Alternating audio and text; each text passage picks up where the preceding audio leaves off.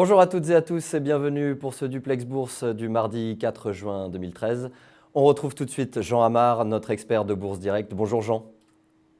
Bonjour Baptiste. Alors Jean, les marchés ont ouvert en hausse ce matin, mais il y a des incertitudes toujours sur les politiques monétaires, notamment celle de la Fed.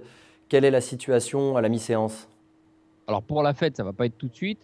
Bon, effectivement, le marché rebondit après 2 séances de baisse. Malgré tout, ça reste mou, hein. On a buté sur une résistance technique.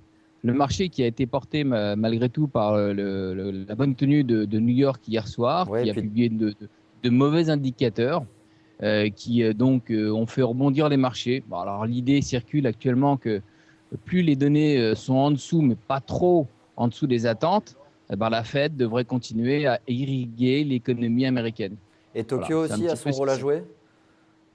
Tokyo a rebondi un petit peu, oui, c'est évidemment tous ces éléments-là qui ont fait que Paris a rebondi ce matin, mais ça reste malgré tout très mou, hein.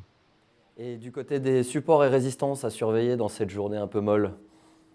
Alors, la tendance restera neutre négative sous 3951. On a buté plus ou moins à 10 points près sur ce niveau. Les prochaines résistances à surveiller sont 3981, 4010. Au-delà Mhm. de 4010, donc on pourra s'attendre éventuellement à une accélération.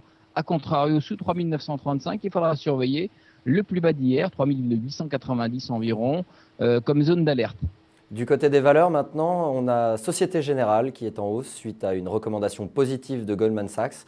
Alors que faut-il attendre pour ce titre cet après-midi?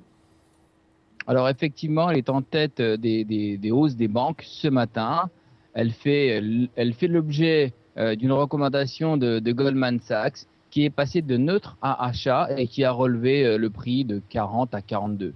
Donc Goldman Sachs a évoqué notamment une restructuration significative, le respect des ratios de liquidité, Mhm. tout en parvenant à accroître sa part de marché et par conséquent les revenus de son activité de banque d'investissement. Je vais y arriver. Les résultats du deuxième trimestre seront publiés le 1er août, sera donc à surveiller la banque qui a gagné environ 10% depuis le début de l'année. Autre valeur à suivre maintenant en hausse, c'est celle de ST Microelectronics, dont le directeur général Carlo Bozzotti a annoncé une hausse des commandes pour cette année. Alors c'est de bon augure pour ST Microelectronics?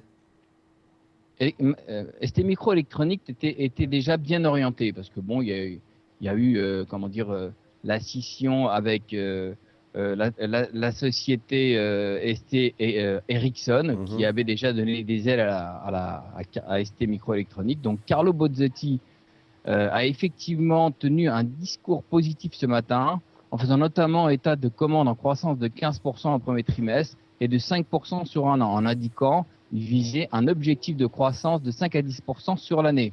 Il a aussi précisé donc le coût lié au démantèlement de ST Ericsson, sa co-entreprise à parité avec le CEO Ericsson, donc Mhm. euh, dans les puces pour smartphones, sera inférieur à la fourchette prévue entre 350 et 450 millions de dollars. Donc c'est un peu tout ça qui au départ a fait remonter le titre ST Ericsson et qui continue à le faire monter aujourd'hui. On finit avec Wall Street qui a hier fermé en hausse malgré des mauvaises séances les jours précédents. Alors à quoi peut-on s'attendre pour les jours prochains? Alors bon, aujourd'hui ça va être très calme. On attend simplement le déficit commercial en avril, mais à partir de mercredi, ça montera en puissance avec l'emploi privé aux États-Unis. Donc Mhm. jeudi, ça sera la réunion de la BCE et vendredi, il y aura le taux de chômage aux États-Unis. Donc à suivre de très près. Donc il y aura d'autres évidemment publications, mais ça sera celles-ci les plus importantes. Donc à partir de mercredi, ça monte en puissance et jeudi et vendredi. On peut s'attendre à beaucoup de fluctuations sur les marchés? Oui, les prochaines publications de société, seront publiées pas avant mi-juillet. Donc, on va se concentrer plus particulièrement sur la macroéconomie. Et là, ça sera beaucoup plus fluctuant et la volatilité est en train de monter en puissance.